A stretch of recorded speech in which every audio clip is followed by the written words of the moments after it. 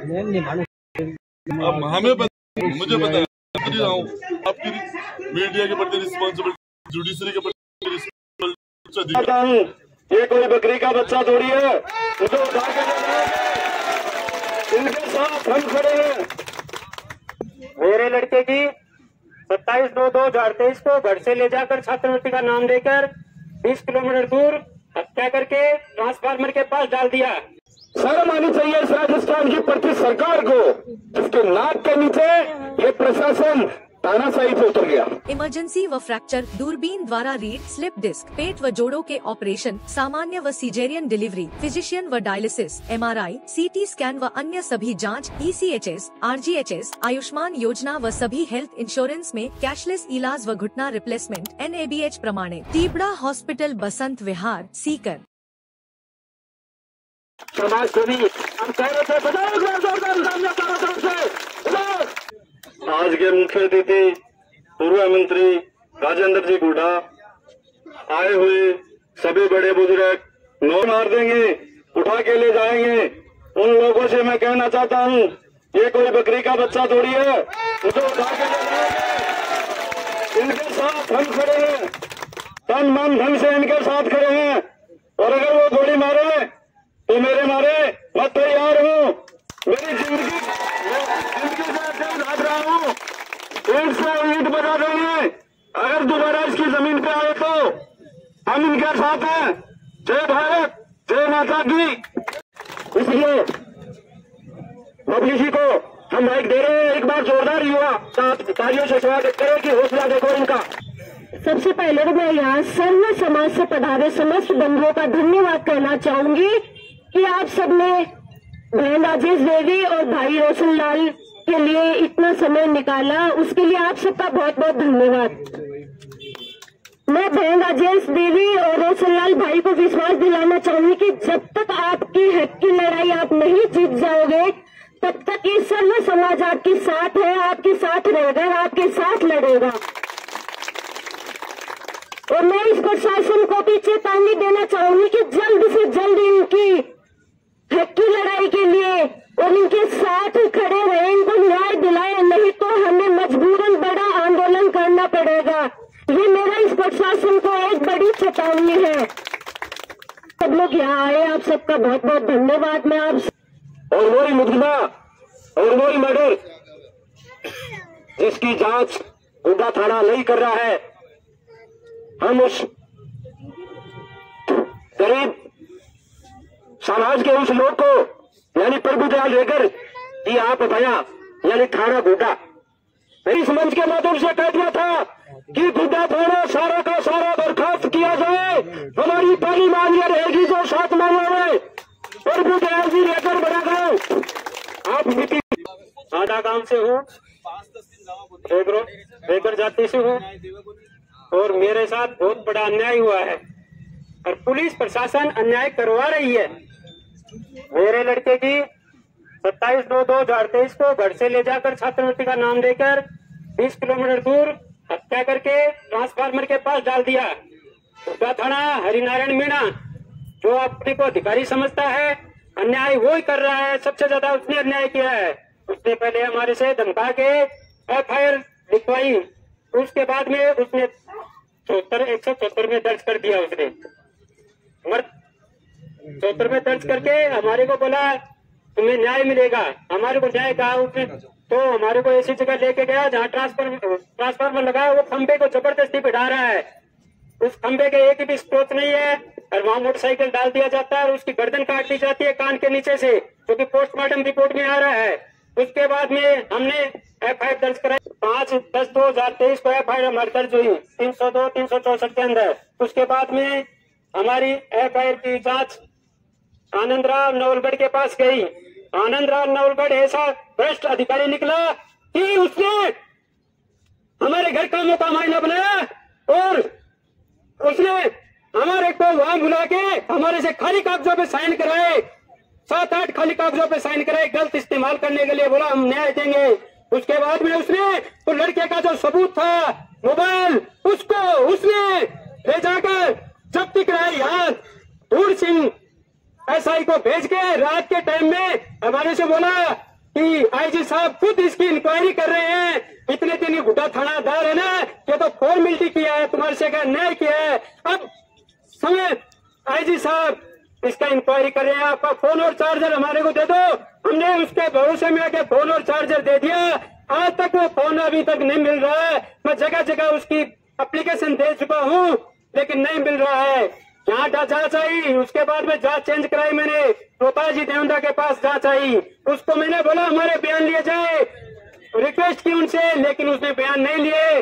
उसके बाद में हमारे को डराया धमकाया। उसके बाद में हमने फिर मुख्यमंत्री जी शेरवा साहब जी के पास अब पेश हुए तो उन्होंने सीआईडी जांच के लिए आदेश दिए, लेकिन सीआईडी जांच ऐसी जांच बनाई, उस पर सब भ्रष्ट झूठा बना के उसने भेज दिया। उसके बाद में हमारे मानवाधिकार आयोग से लेटर आया, तब हमारे को पता लगा ये सब झूठ बनाया हुआ है, इसमें एक भी सच्चाई नहीं है। उसने बोला कि तुम इससे संतुष्ट हो, हम बोले हम सब संतुष्ट नहीं है, सही जांच होनी चाहिए, किसी के साथ अन्याय नहीं होना चाहिए। जिसके लड़के को घर से दूर ले जाके मार दिया जाता है, ये अन्याय कर रहे हैं और पुलिस वाले खुद अन्याय कर रहे हैं। उसके बाद में एक बात हो रही थी कि भाई रोशन लाल मेघवाल अकेला है। कल तक ये बात चल रही थी कि भाई रोशन लाल मेघवाल अकेला है। मैं आज पूछता हूं, क्या भाई रोशन लाल मेघवाल अकेला है? नहीं है। कल जो वाक्य घटा हमारे भाई के साथ में कि ये जो प्रशासन है, ये पुलिस है जो जनता की सुरक्षा के लिए, और यही पुलिस तानाशाही तरीके से हमारे भाई जो कि पीड़ित है, एक न्याय की लड़ाई लड़ रहा है। अरे अपने जमीन को बचाने के लिए, अपने हक अधिकार के लिए इस शासन प्रशासन के सामने न्याय की मांग करके बैठा है। क्या गलत कर रहा है? लेकिन शर्म आनी चाहिए, शर्म आनी चाहिए इस राजस्थान की प्रति सरकार को, जिसके नाक के नीचे ये प्रशासन तानाशाही पे उतर गया कि जो न्याय की मांग कर रहा है उसे आप सता रहे हैं, बजाय आरोपियों को गिरफ्तार करने के, बजाय उसकी मांग को सुनने के। शर्म आने की बात है।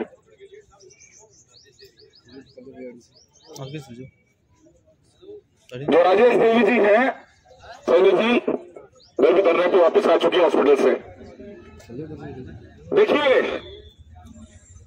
पूरे राजस्थान के अंदर अगर बात करें दलितों की, तब कुचलों की, तो होता क्या है पता है?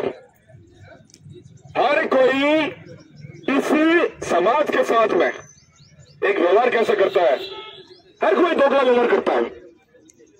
इनके साथ में जातिगत भेदभाव के चलते उन्हें घोड़ी से नीचे उतारा जाता है, नीच के नाम पे हत्या कर दी जाती है, पानी छूने के नाम पे हत्या कर दी जाती है। ऐसे कई उदाहरण पिछले समय में देखे गए हैं राजस्थान में।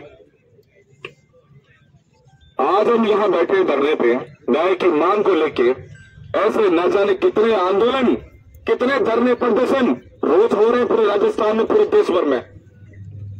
लेकिन मजाल प्रशासन की, ये जो प्रशासन जो गहरी नींद में सोया है, ये अपनी नींद से जाग जाए। आज भाई रोशन के समर्थन में पूरे सर्व समाज के लोग यहाँ इकट्ठे हुए हैं, और इस माध्यम से, इस मंच के माध्यम से हम भाई रोशन और जो राजेश देवी जी हैं, वो कह देना चाहते हैं, आप अकेले नहीं है, पूरा राजस्थान आपके साथ है, पूरे राजस्थान का सर्व समाज आपके साथ है। आप मजबूत रहिए, अपने हौसले को मजबूत रखिए, आपको पीछे नहीं हटने देंगे, आपको कमजोर नहीं पड़ने देंगे। धन्यवाद। जय हिंद।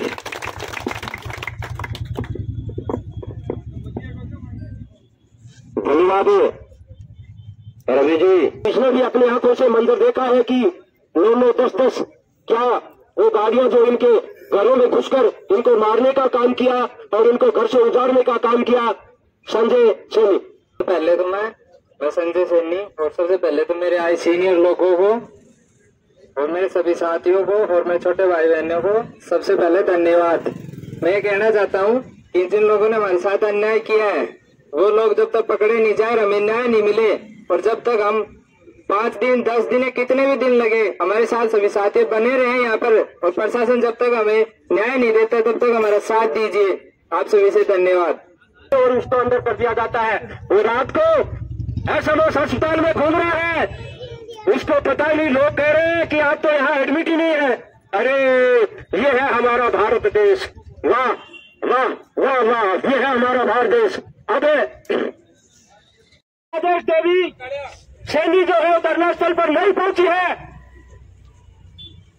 तो नहीं पहुंचेगी तो उसका अंजाम दूसरा होगा, ये मान लेना पुलिस प्रशासन। इस बात पर वो ध्यान देना कि जिस भी हालत में राजेश देवी सैनी है उसको धरना स्थल पर एक बार लेके आए पुलिस। एक बार ये इस मंच का ऐलान है, ये मंच बोल रहा है। समझिए साथियों,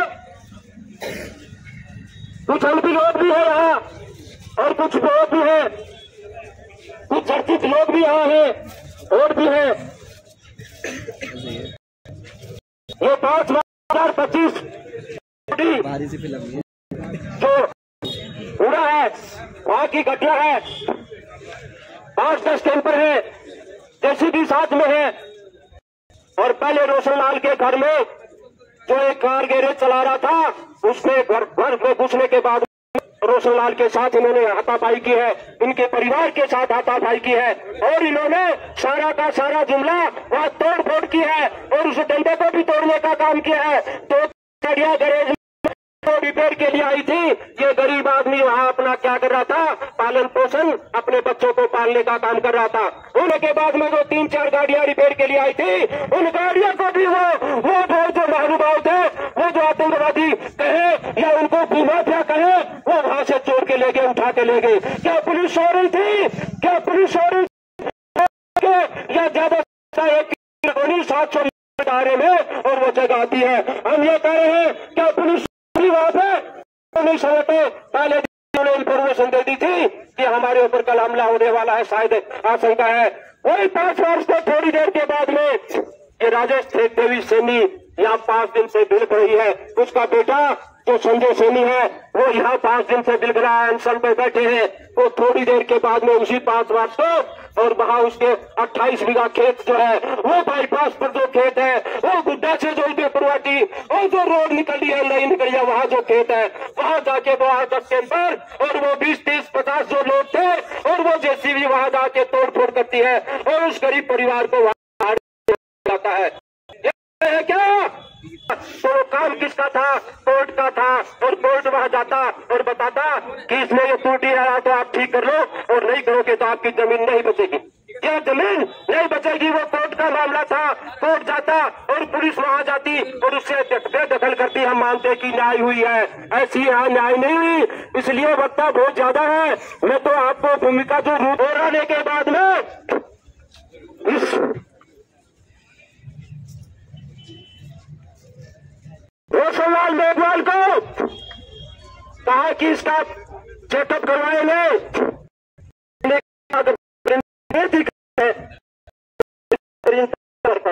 में कोई अपराध नहीं।